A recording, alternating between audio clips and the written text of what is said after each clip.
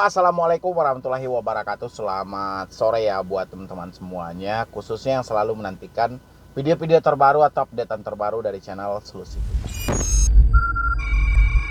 Banyak ya buat teman-teman semuanya yang selalu mensupport, mendukung tentang channel Selusi Hutang. Saya ucapkan ribuan terima kasih buat Anda semuanya karena dukungan dan supportan Anda yang menjadikan channel ini luar biasa banget berkembang sampai detik ini ya, dan masih ada saja orang-orang yang baru-baru terjebak, baru-baru telat, baru-baru berjumpa juga dengan channel ini mungkin ya, dan mudah-mudahan apa yang Anda cari bisa Anda temukan di dalam ini. Dan saya ucapkan terima kasih selalu buat Anda yang tidak bosan-bosannya ya mensupport dan mendukung channel ini dari awal sampai detik ini.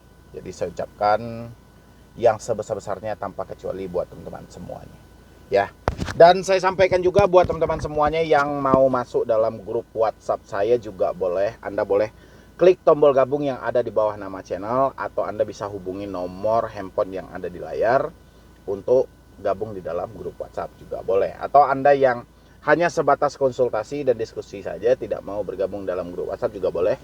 Ada nomornya di layar video ini.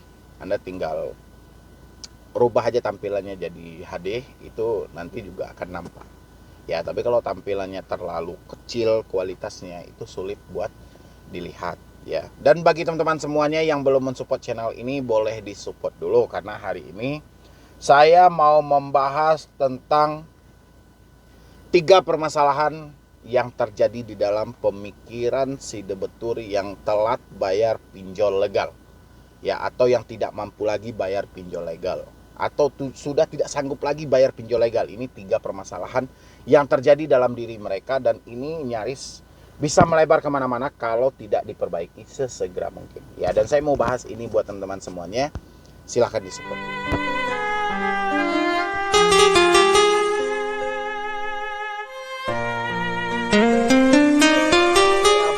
Semuanya yang sudah mau mensupport dan mendukung, mudah-mudahan sesuai dengan keinginan kita ya, dan sesuai dengan keinginan saya dan tim-tim saya juga. Mudah-mudahan Selusi Hutang selalu berkembang dan bisa memberikan semangat kembali buat Anda yang habis-habisan diintimidasi dan ditakut-takuti oleh pinjaman online ya. Ada pertanyaan dari mungkin dia salah satu subscriber juga ya yang ada di YouTube, dan teman-teman nanti juga yang mau bertanya juga boleh via email. Kalau via email lama respon, alangkah baiknya Anda masuk aja dalam grup WhatsApp. Nanti permasalahan-permasalahan Anda bisa saya angkat menjadi konten video di YouTube, dan Anda bisa menemukan jawaban yang lebih pas dan lebih tepat. Oke. Assalamualaikum Bang. Sebelumnya perkenalkan diri saya, nama saya Agus, saya dari Tangerang. Saya sering melihat video abang di snack video tentang permasalahan pinjol yang sangat meresahkan masyarakat Bang. Ya mungkin video saya dibagikan oleh teman-teman semuanya ya ke snack video ya. Tapi yang saya pribadi tidak mempunyai akunnya. Tapi orang-orang mungkin yang nge-share, dan syukur alhamdulillah juga. Dan saya ucapkan terima kasih buat siapapun Anda yang membagikan video ini. Dan ini adalah salah satu bentuk bonus dari Anda membagikan video, sehingga mereka mengetahui bahwa ada channel Selusi Hutang di YouTube ya. Permasalahan pinjol yang sangat meresahkan di masyarakat Bang, ini juga dialami oleh anak saya yang sekarang terjebak di pinjol. Saya selaku orang tua dari anak saya sangat bingung bagaimana cara mengatasinya, karena sudah ada yang datang ke rumah dari aplikasi Kredivo. Jadi Kredivo itu sudah mengunjungi rumah dia. Ini yang bertanya bapaknya ya. Ini yang bertanya bapaknya. Yang terjebak itu adalah anaknya. Ya, yang terjebak adalah anaknya, yang bertanya adalah bapaknya. Ya, ini bagus. Ya, selaku orang tua ya khawatir ya khawatir, takut ya takut, cemas ya cemas. Bagaimana dengan nasib anak saya untuk kedepannya? Bagaimana dengan keadaan anak saya untuk kedepannya? Ini saya salut juga lah. Pokoknya 2 jempol lah buat bapak ini, karena memang perhatian dia cukup luar biasa ya untuk anak-anaknya. Saya berniat untuk gagal bayar aja dikarenakan tidak ada uang, saya tidak bekerja. Jadi selama ini beban hidup saya ditanggung oleh anak-anak saya. Ini maksudnya kayak mana? Ini juga dialami oleh anak saya yang sekarang terjebak di pinjaman pinjol. Saya selaku orang tua dari anak saya sangat bingung bagaimana cara mengatasinya. Karena sudah ada yang datang ke rumah dari aplikasi Kredipo. Saya berniat untuk gagal bayar aja dikarenakan tidak ada uang dan saya tidak bekerja. Jadi selama ini beban hidup saya ditanggung oleh anak saya. Oke, kita lewatin dulu ya, nanti saya cerna lagi. Saya sangat khawatir dengan anak saya. Yang saya khawatirkan, dia tidak konsentrasi bekerja dan nanti ujung-ujungnya akan di pemecatan kerja dikarenakan tidak konsentrasi kerja. Yang ingin saya pertanyakan adalah bagaimana caranya kalau kita untuk mengatakan gagal bayar, apakah kita langsung katakan kita minta gagal bayar atau kita katakan belum punya uang untuk membayar? Itu yang pertanyaan pertama.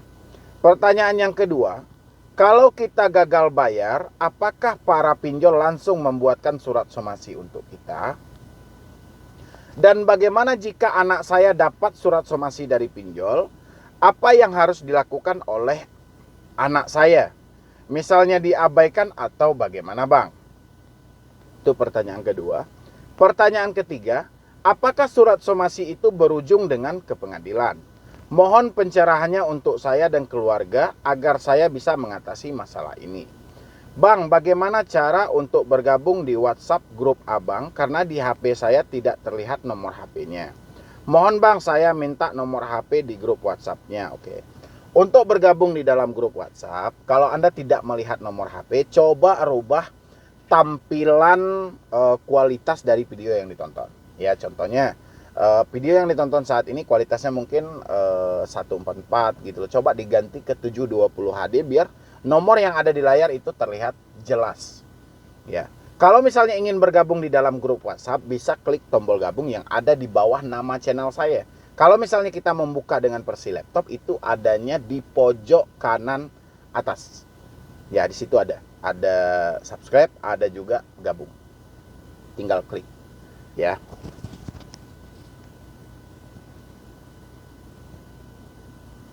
Oke, terima kasih Bang. Salam sehat selalu untuk Abang, ya wassalam. Oke.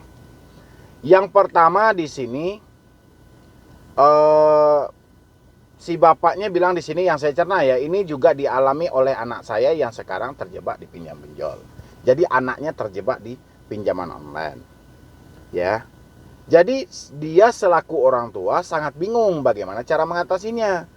Karena sudah ada yang datang ke rumah dari aplikasi Kredipo. Sebenarnya untuk mengatasi hal ini nggak perlu juga bingung ya. Misalnya ada debt collector yang datang, anak kita tidak di rumah, misalnya anak kita yang terjebak atau saudara kita yang terjebak, kita yang menghadapi debt collector ya kita cuman sampaikan aja. Mungkin pertama kita konfirmasi dulu sama yang bersangkutan ya, bagaimana perihal dengan hutang mereka ini. Kalau yang bersangkutan membilangnya saya mungkin ketidakmampuan saya, ketidaksanggupan saya lagi dalam menyelesaikan ini, oke kita bisa ambil jalan alternatifnya. Kita bisa sampaikan ke DC-nya, saya sudah berkoordinasi dengan pihak yang bersangkutan bahwa mereka sudah tidak sanggup dan tidak mampu lagi. Dan Anda selaku perpanjangan tangan dari sebuah perusahaan, silahkan bikin laporan kepada perusahaan Anda, apapun resiko yang akan didapatnya nanti, dia sudah mempersiapkan diri. Ya, risikonya itu adalah BI checking.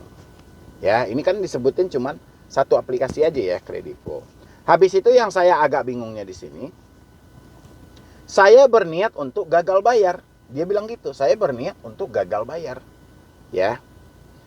Dikarenakan tidak ada uang dan saya tidak bekerja. Jadi selama ini beban hidup saya ditanggung oleh anak saya. Jadi kok malah bapaknya yang berniat? Ya, sebenarnya yang terjebak pinjol ini siapa? Nanti kalau Bapak menonton, bisa diulangin lagi pertanyaannya, dijawab by email. Itu saya sudah jelaskan juga. Atau Bapak bisa langsung ke nomor yang ada tertera juga boleh. Siapa sebenarnya yang terjebak di pinjol ini? Anak Bapak kah? Atau Bapak selaku orang tuanya langsung? Karena di sini ada dua keraguan yang saya bingung gitu loh. Karena di sini nih. Di sini dibilangin, saya berniat untuk gagal bayar aja dikarenakan tidak ada uang dan saya tidak bekerja. Jadi selama ini beban hidup saya ditanggung oleh anak saya. Sementara di atas dia bilangin, ya, permasalahan pinjol sangat meresahkan masyarakat, Bang. Ini juga dialami oleh anak saya yang sekarang terjebak di pinjol. Jadi ini saya ada ragu di posisi ini. Ya, siapa sebenarnya yang terjebak pinjol? Bapak kah atau anaknya kah? Oke, kita masuk ke pertanyaannya. Ya, nanti bisa disusulkan aja jawabannya seperti apa. Pertanyaannya, bagaimana caranya kalau kita untuk mengatakan gagal bayar? Apakah kita langsung katakan kita minta gagal bayar atau kita katakan belum punya uang untuk membayarnya? Oke. Untuk gagal bayar tidak perlu kita katakan. Tidak perlu kita ungkapkan. Kenapa? Kedatangan debt collector ke rumah itu kenapa? Karena kita sudah telat bayar. Semakin lama kita telat bayar, endingnya akan gagal bayar. Apa penyebab dibalik gagal bayar? Adalah uang kita nggak ada.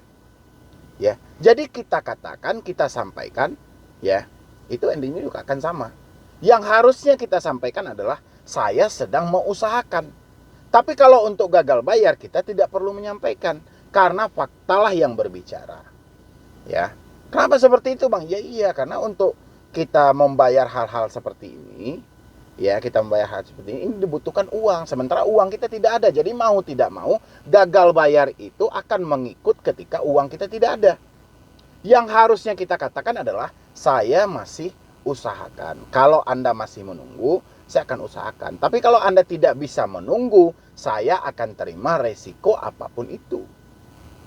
Ya, meskipun nama kita akan di blacklist atau dimasukkan ke dalam daftar hitam, ya sudah, itu risiko yang mau kita dapat.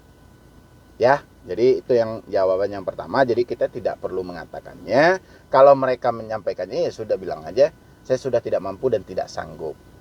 Ya, tapi kalau Anda masih menunggu, saya berusaha. Karena kita yang namanya hidup di dunia ini tidak berhenti dan berusaha. Soal rezeki itu ada Tuhan yang untuk mengatur.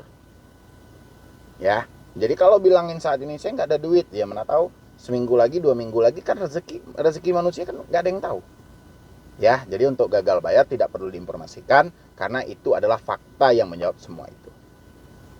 Yang kedua, kalau kita gagal bayar, apakah para pinjol langsung membuatkan surat somasi untuk kita? Kalau soal somasi itu kan lebih ke peringatan.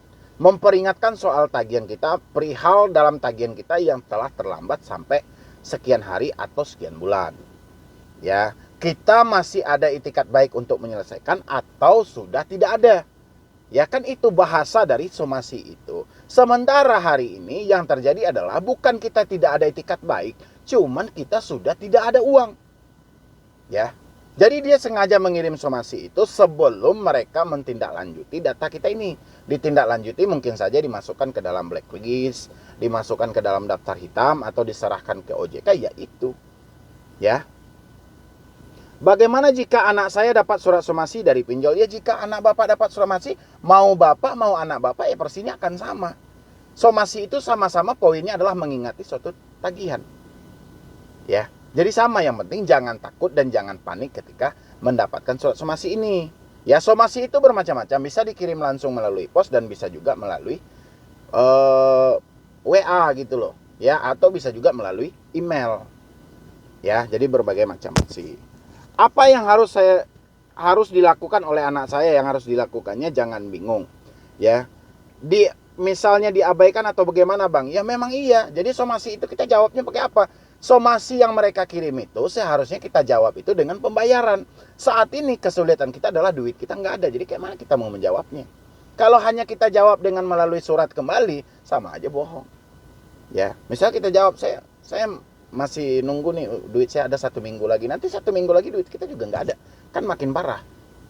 Ya, jadi pihak pinjol itu mengirimkan kita somasi berharap bisa kita mengirimkan mereka uang tagihan. Ya, yang kedua. Yang ketiga, apakah surat somasi itu berujung dengan pengadilan?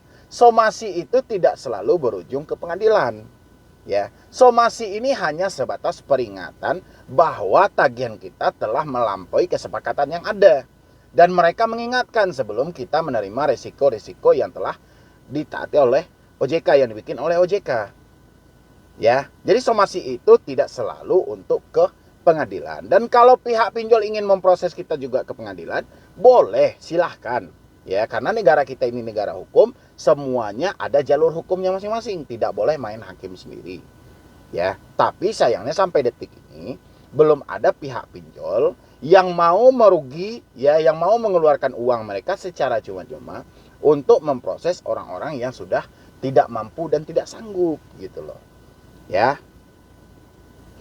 Mohon untuk pencerahannya saya dan keluarga agar bisa mengatasi masalah ini. Oke, kurang lebih dari saya seperti itu, Pak. Nanti Bapak bisa lihat video ini dan cerna lagi. Intinya nggak usah panik, nggak usah takut, dan nggak usah memikirkan sesuatu yang belum terjadi. Yang penting endingnya kita fokus ke depan, jalani hidup ke depan, kayak mana kita bisa terjauh dari dunia riba dan terlepas dari dunia riba ini. Untuk kedepannya coba lebih diperbaiki lagi hidup kita. Ya, nanti silahkan dijawab pertanyaan saya tadi, yang terjebak siapa sebenarnya, bapak atau anaknya. Ya, nanti bisa jawab melalui nomor WhatsApp yang ada di layar, atau Bapak bergabung dalam grup WhatsApp, tinggal klik tombol gabung yang ada di bawah nama channel. Ya, yang lain juga boleh bergabung nanti. Ya, jadi kurang lebih dari saya cuman itu aja dulu. Mudah-mudahan ini membantu, yang penting jangan takut dan jangan panik. Ya, jadi sekian dulu dari saya, Medi Broni. Wassalam.